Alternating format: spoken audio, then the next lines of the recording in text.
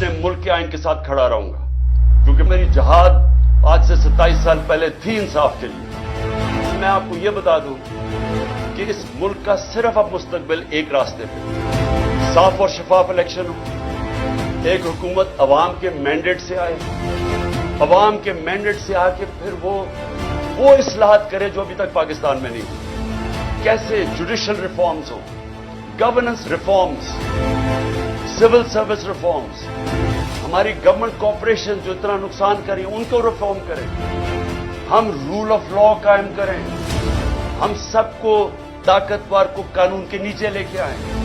ये सबसे बड़ी रिफॉर्म है। हम हर रिफॉर्म करें कि एक मुल्क में लेवल प्लेइंग फील्ड हो, इंसाफ के सामने सब एक बराबर हो।